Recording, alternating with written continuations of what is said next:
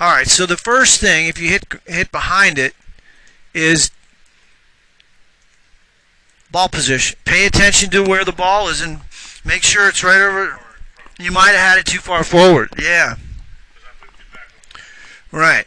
The second thing is, which is encouraging because of the work you're doing, is on your backswing, you used to stand up out of your posture, and now your shoulders are turning. Hardly any stand up there, and that's a very good shoulder turn. It is. And yes, has your head moved up? Yeah, but fractionally. Was that the bad shot? No, that was the one you hit behind it. Yeah, that was the bad shot. Yeah. So this is, and part of your exercises, I want you to practice. You did. That's what I want to tell you. When you start down, I want you to work on this idea here. That's not much over the top. I want you to work on this idea of dropping the right shoulder, bumping the hips forward, but I want to give you an exercise that I want you to do. Hold your hands out in front of you with your club. Yeah. Now I want you to turn and shift your hips to the left. Right. I want you to move your shoulders. Right. Watch me. So you're just going to do that. Not move the club. Move your hands about 40 degrees. Turn your shoulders to the right a little bit. Now turn your lower body to the left. Now turn your lower body to the left. That's it. Keep those hands still. So it looks like this, Dave. You're going to turn the upper body about 40 degrees. Then you're going to start to move the shoulders 0 degrees. I don't want them to move at all. I want you to feel like you're getting that lower body to move. That's hard. Don't move those hands. So I'm going to, that's right. So the idea here is you can get the feeling of moving one segment independent of the other. And that's something you can practice anywhere. You don't have to go to the range. But I don't want you thinking about it on the golf course. That'll kill your game. That's just a practice exercise. That's motion training for at home.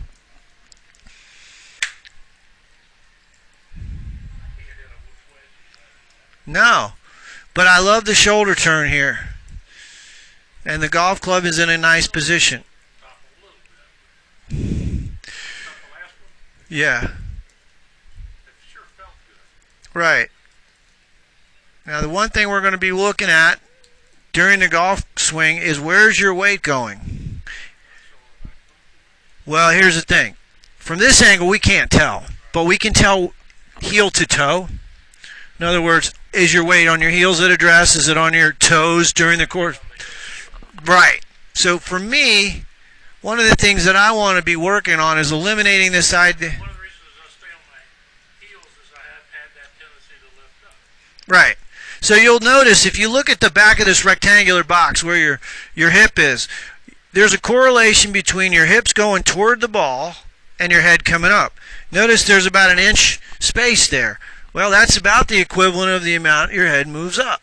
So for me, I look at that and I go, well, I think you have too much weight on your heels at address, and then during the course of your swing, your brain seeks balance. So you're trying to get that weight. So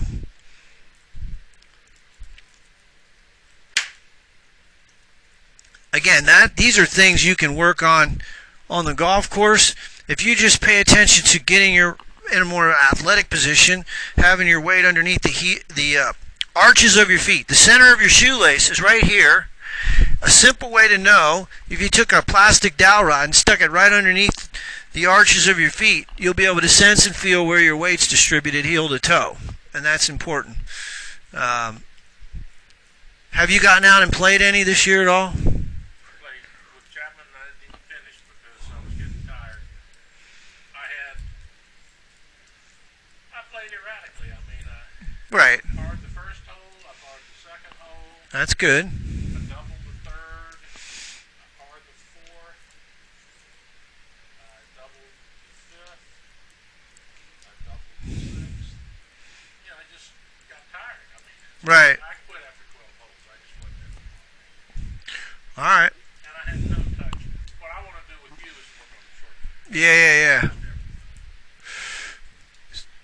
So my immediate reaction to this is good. And I like what you're doing with your swing.